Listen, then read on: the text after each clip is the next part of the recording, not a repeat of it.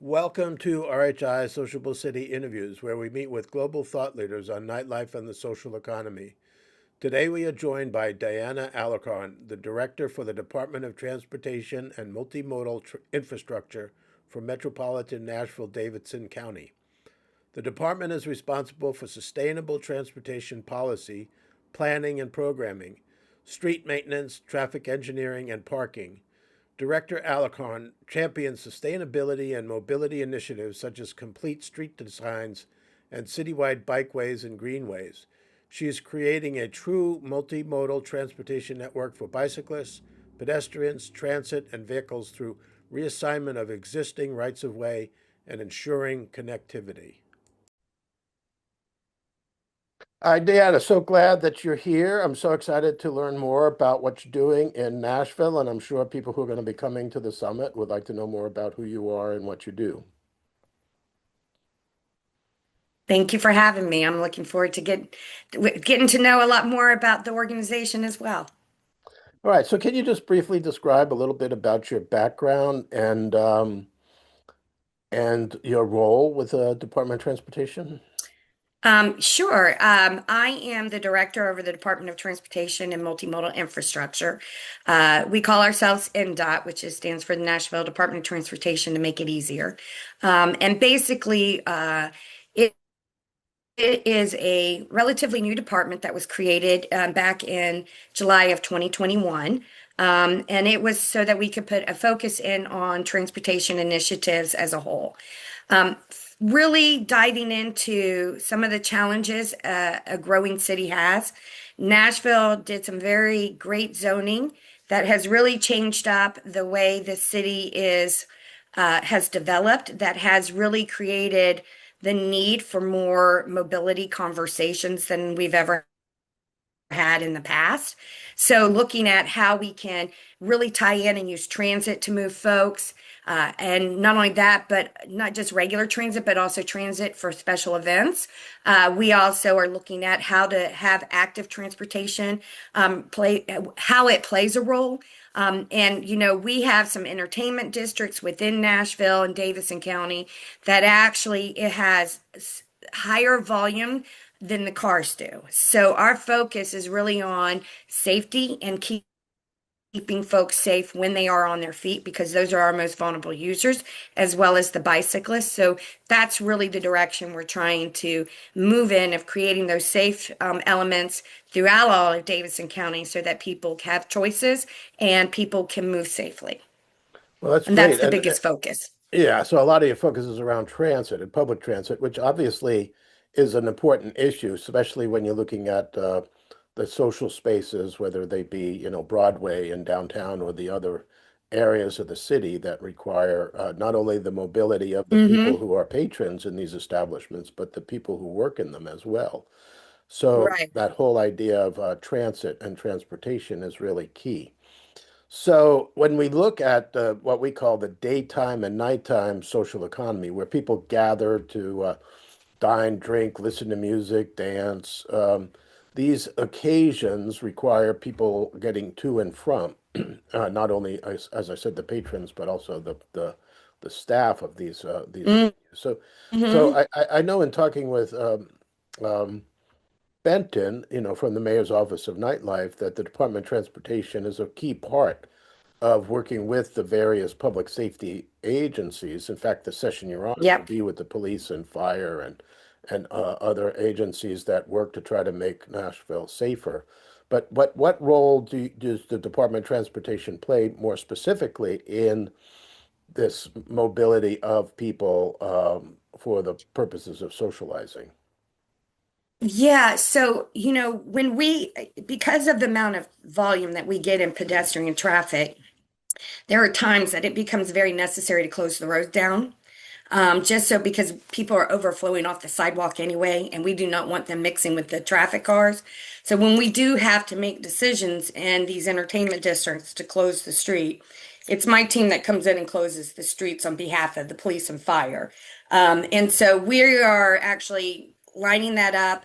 We've worked very closely with our merchants Association and our Entertainment Association in downtown to create this program of how we close the street, what that looks and feels like, so that people are safe and can move, no matter what choice they make. We are have one of the highest riderships when it comes to scooter activity in our downtown and bicycle activity. So we're really focusing on how we can make that work well with the pedestrian traffic. And then, of course, whenever you start shutting down roads, you are in essence creating a blockage, a clog.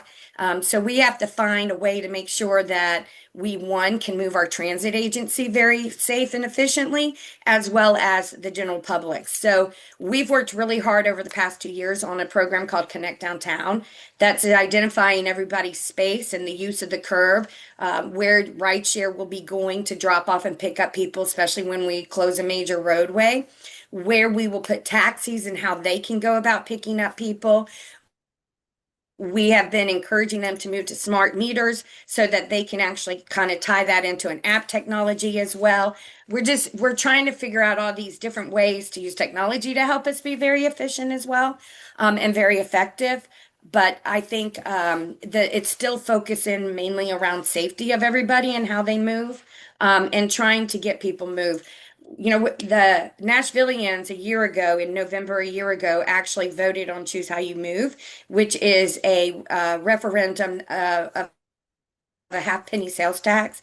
So over the next 30 years, it'll actually generate close to $3.1 billion. And that $3.1 billion is going to help us move a lot of these initiatives forward.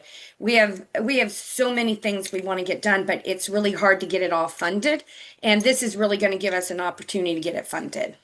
Wow, you covered a whole lot there. I Really, know, I a know. lot It's of pretty, it's issues. an exciting time for Nashville. Yeah, no, I could tell that you're very excited about it. And you touched upon Yeah. some really some of the key areas, with the street closures, which, sometimes create a lot of disruption, especially if it's a main thoroughfare for public transit. Now you're not only moving that public transit, but you're disrupting the potential schedules of people who have nothing to do with nightlife. They may be using the transit to go to school, or they may be using it to go home, or they may be using it to go to work. So they have to be informed and aware that the bus stop that they normally go to isn't going to be there, at a certain time. But you also touch upon what is becoming increasingly challenging for cities, and that is the scooters and the electric bikes, the e-bikes. And I know in reading, Matt's newsletter, a lot of places all over the world are trying to come up with policies and regulations, particularly about the class three e-bikes, which can actually Mm, uh, uh, perform almost like a motorcycle, but still are right. not classified in such a way. So therefore, standards on insurance and helmets and, all of the things that are required for a traditional motorcycle are not being implemented. So these are all issues that you've uncovered that you're really trying to tackle. And I know when you have large Yeah. pedestrian crowds, the scooters, particularly the electric scooters, can really put patrons at risk because some of these can go Yes. 10 or 15 miles an hour. And if they're going down a crowded pedestrian way, this is also a challenge. And I know, geofencing is one of those strategies that is often put into busy districts. But what are some of the strategies that you're working to include this new form of mobility, but that can also become a public safety or at least a challenge for moving pedestrians? Yeah, so our, we work very closely with our current scooter vendors that we have in Nashville. We've identified over 145 corrals in our downtown area of where the scooters are meant to go. We also, on those nights, we pretty much have some great data that tells us the trends of when we need to close the road, of when we know we're going to have that pedestrian impact. So we really do have great data to help us kind of gauge and plan.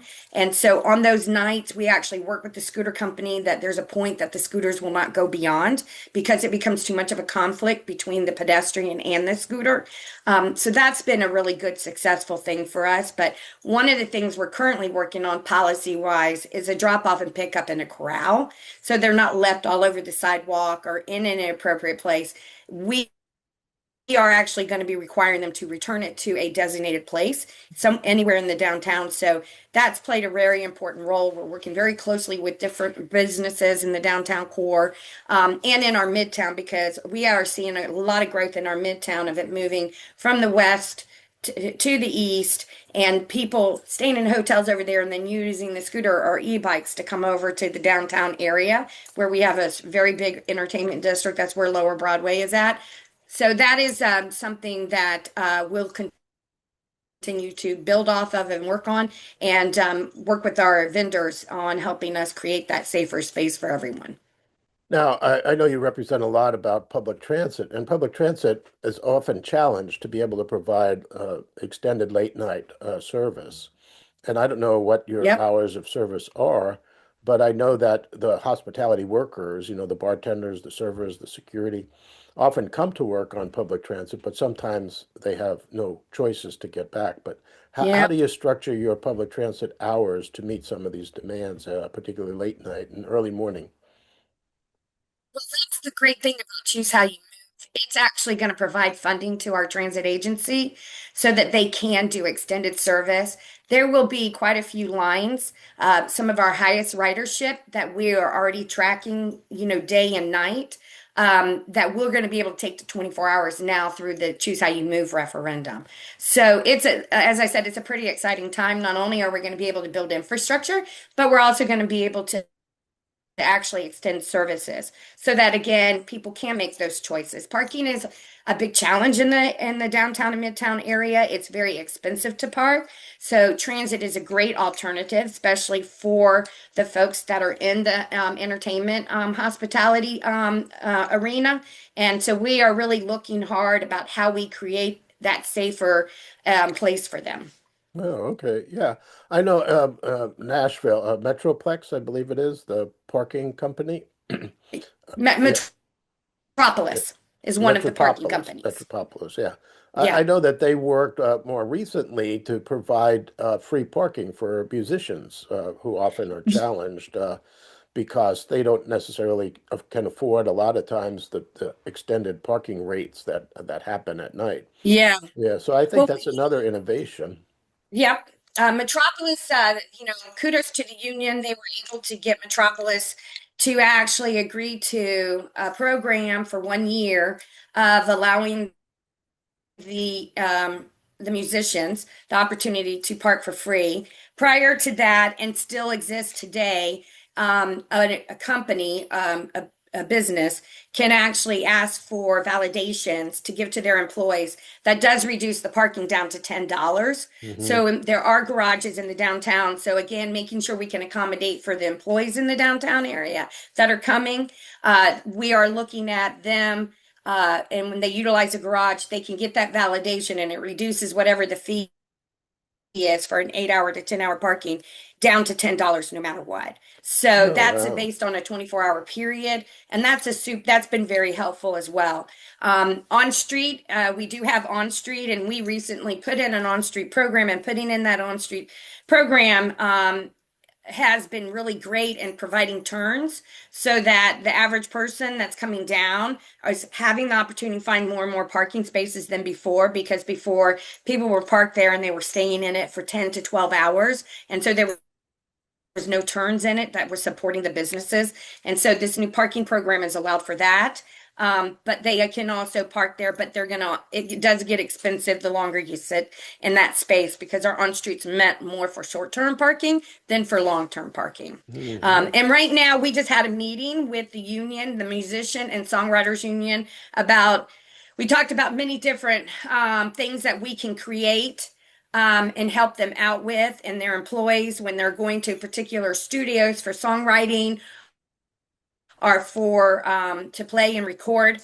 So we're working with them on what that's going to look and feel like, and then we're actually looking to move over into the maybe even some type of permit program that's going to go countywide. So really pulling in and using the data to help us, because when we started the parking program, we had no data, really had no idea about what was happening, the uses and everything. And so when we put in the new machines and everything, we really had the ability to start getting data and understand how the uses were, what we needed to do, where we needed to tweak, how we can help. So now we really have the information that we can dive into all of that and help them.